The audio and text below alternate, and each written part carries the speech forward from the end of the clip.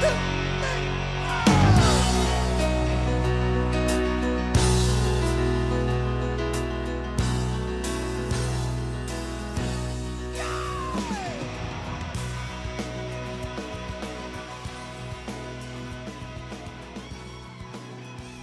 good morning. Welcome back to the Broadcast Retirement Network.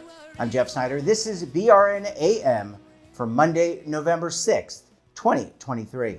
And our top story today, we take a look at the retirement security rule. It's a new rule out from the Biden administration, the Department of Labor. And here to break it all down, he is one half of the Legal Eagles. Kevin Walsh is a principal with Groom Law Group. Kevin, it's always great to see you. Thanks so much for joining us on the program this morning.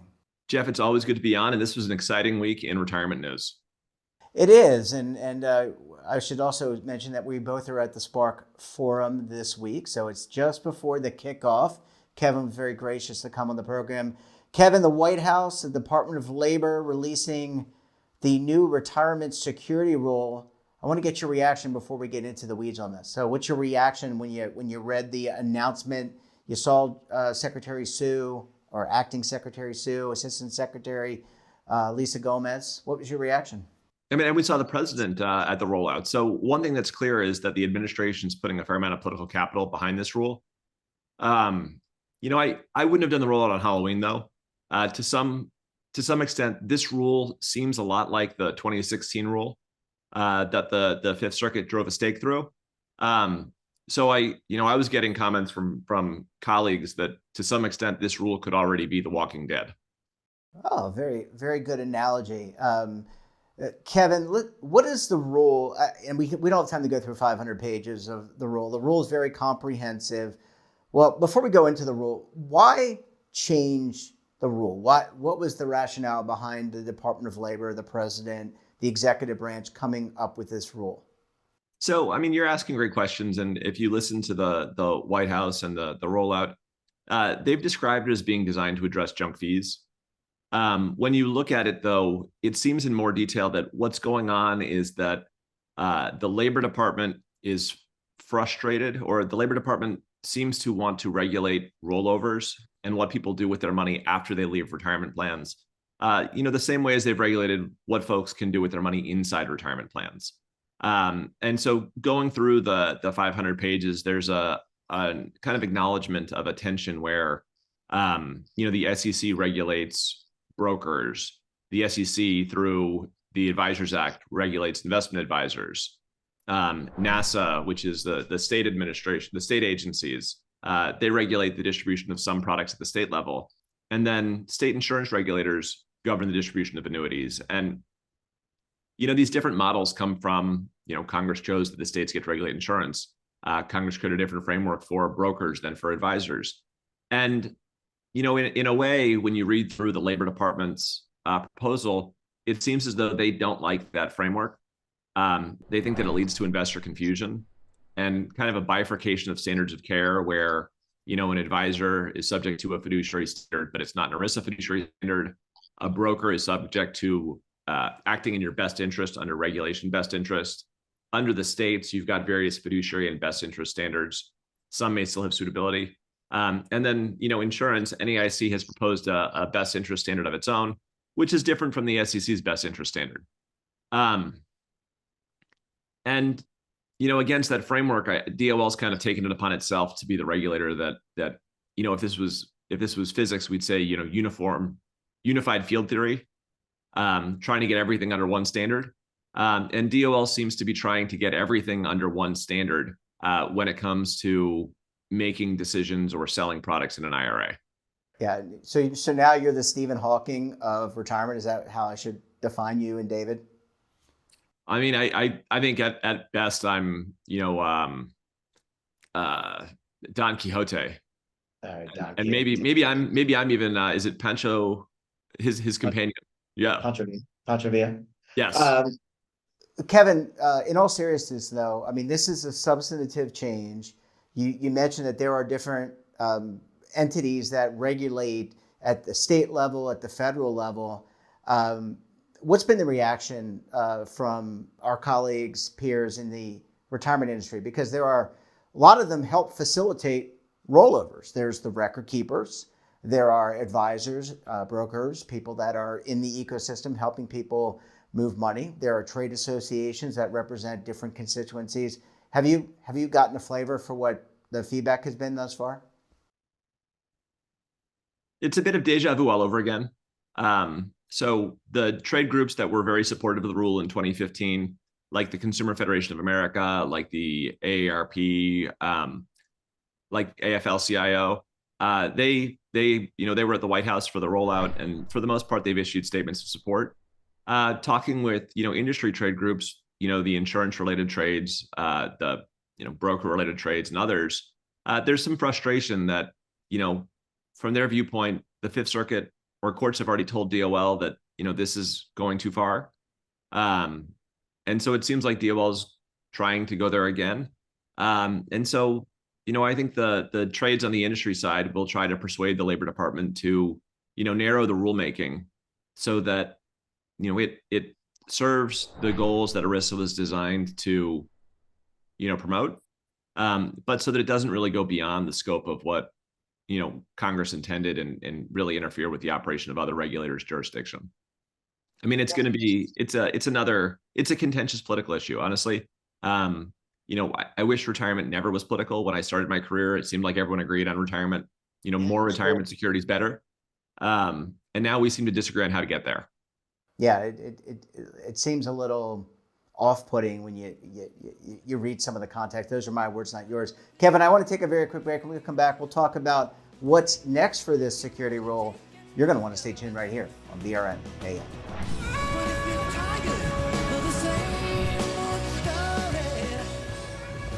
Imagine a new television network that will make you richer, healthier, and in control of your financial future.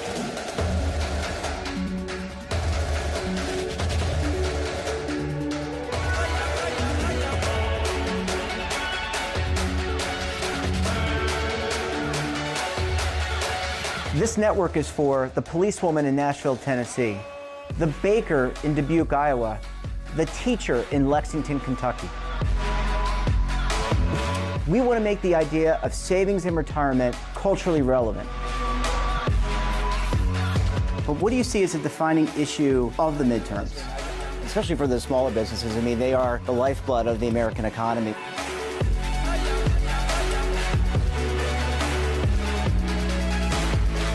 Featuring exclusive interviews, current affairs, and docuseries.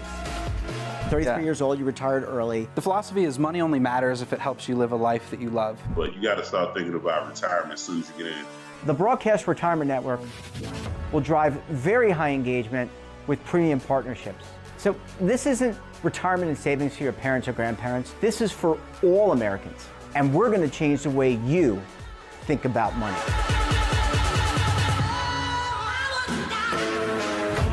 Welcome to the next frontier of retirement and savings. This is BRN, the Broadcast Retirement Network. Well, Kevin, thanks so much for staying with us. Really appreciate you hanging around for segment number 2 this morning. It's always good to be here, so I'm happy doing as many segments as your viewers want. Well, I think people are really intrigued by this, and we kind of left off with next steps. And I want to ask you, immediately after Secretary Sue, the White House, and the executive branch did their thing, I got a press release from Senator Cassidy on the rule. And he was, obviously different party, but and we're not going to get away into the politics, but there was a little bit of opposition I sense from from his press release. And we've actually reached out to his office to come on the program to discuss it. But what's next for this piece, this rule? I mean, what has to happen? And is this just a repeat of the Fifth Circuit decision? Is that ultimately where this goes? Well, I mean, ultimately there will be litigation. How that litigation turns out, folks don't know. Since 2016, some precedents have changed. Some regulations from other regulators have changed. I'd hate to tell folks that litigation about this rule is going to end one way, because it could always end the other way. What's next? In the last segment, we described kind of what the painting is, what the rule says. So let's describe kind of the frame that the painting is bolted on here. The rule was published on Friday, November 3rd. So the rule has a 60-day comment period. So basically, if you're an interested commenter, if you're a member of the public, if you're an industry person, if you're a financial institution, between now and January 2nd, folks are going to be busy putting together comment letters to try to persuade the department either to make changes, to stop going forward with it, or to cheer them on and say this makes sense. So, comment letters. Additionally, they have to have a hearing. And very oddly here, they're having the hearing during the comment period. Typically, you see it after a comment period, but they've announced that the hearing is going to be in mid-December. So, that'll be another opportunity to engage with the Labor Department. After January, there's going to be a period where the Labor Department works on this rule kind of quietly and behind closed doors before they go back to the White House and say, hey, we've taken the comments into account. We've addressed them, responded to them, or thoughtfully rejected them. And then we'll see a final rule published in all likelihood sometime next spring or summer. The Labor Department has a couple of challenges here, apart from just the process and the thoughtfulness here. One is, you highlighted Congress. Congress has to pass a number of must-pass bills between here and the end of the year. For example, I think November 17th, government funding runs out. So if for whatever reason the government were to stay closed through mid-December, the hearing date would likely get pushed back, which would which would delay the timing somewhat. If a shutdown were to last into January, that again could delay the timing. But also with some of this must-pass legislation, Congress could include things like riders that say, don't move forward with this proposal. You can't use funding for this proposal. If we saw that, it'd be interesting to see how the White House responds. If it was attached to something the White House doesn't care about, you could see a veto. If it was attached to keeping the government open, you'd expect that, perhaps the agency would be told to stand down. But ultimately, the agency is rushing because there could be a change of administration in 2021. And if that happens, two things. One is, Congress could always act to undo the rulemaking. And if a rule gets finished too close to the end of a Congress and there's a change of administration, then, Congress can easily do it because there's a no filibuster way to do it. And the other reason they're probably rushing is because if your rule is published in the last 60 days of an administration, then the new administration can just go back and erase it from the Federal Register. So, EBSA has given themselves a very tight timeline. They really only have, 13 and a half months to get rulemaking done. And this would be kind of the fastest that I've seen a 500-page proposal go from, soup to nuts. But, they're put together the 500-page proposal. They very clearly put a lot of thought into it. The White House is clearly putting effort behind this. We're going to have to wait and see, first off, how active commenters are, how much Congress is interested, and also how much weight the administration is really willing to put behind this. Yeah, I think they're going to get a lot of comments just based on what I'm hearing. Kevin, I want to ask you about Secure because we've been waiting on regulations for Secure. How does this impact in any way, this effort impact any of the regulatory needs for Secure 2.0? Because you, David, and I, we talk about this on a regular basis. There are record keepers and other interested parties that are waiting on regulation around some changes that are actually going to become effective in January of 2024. So does this in any way impact the Department of Labor's work on that body of work, those regulations? So I think this is one of the frustrations that Congress has at the moment, which is that Congress gave DOL deadlines for a number of Secure Act provisions. And it looks like many of those deadlines won't be met. And at the same time, there's this big initiative going on around, retail recommendations in the retirement space that, wasn't on Congress's agenda. So, some of those deadlines appear to be slipping, and in all likelihood, resources were allocated to this initiative. But ultimately, the agency picks how it's going to spend resources unless Congress comes in and says, you can only use dollars for X, Y, or Z, or stop using dollars for X, Y, or Z. Kevin, last question. We've also talked about missing participants. We've also talked about auto rollovers, which I think there's an automated process that happens now where you can roll over money directly from one record keeper to another to facilitate. Would this rule have any impact on any of that work, or is it really mutually exclusive and it wouldn't have any impact there at all? Well, so I mean, it takes resources to the extent that the agency has limited resources. Resources that go to this were probably resources that could have been allocated to the retirement lost and found. In terms of, auto portability, auto rollovers, I think there's an idea that the Labor Department wants to do some guidance around prohibited transaction relief with respect to those rollovers. The group that works on prohibited transactions was probably pretty busy with this proposal because it makes changes to at least 6 prohibited transaction exemptions. So, again, it's a resource allocation issue.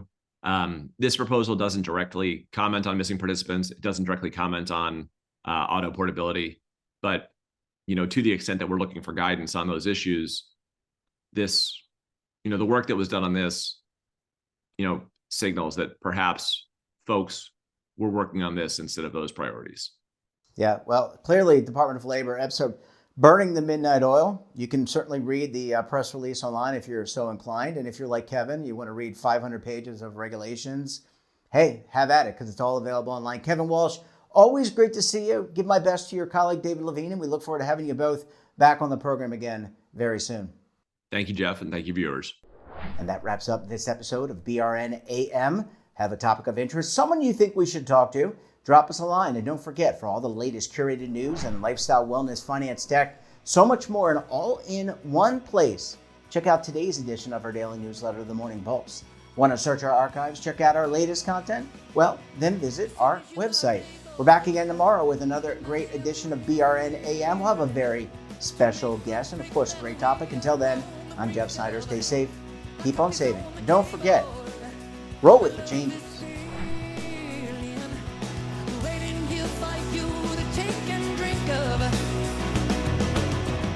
But if you're tired of the same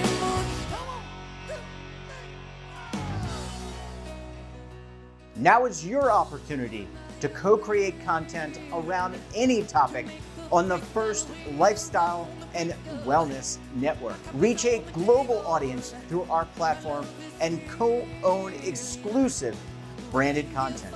All of our programs are available on demand and also as audio-only podcasts, so you can take us on the go.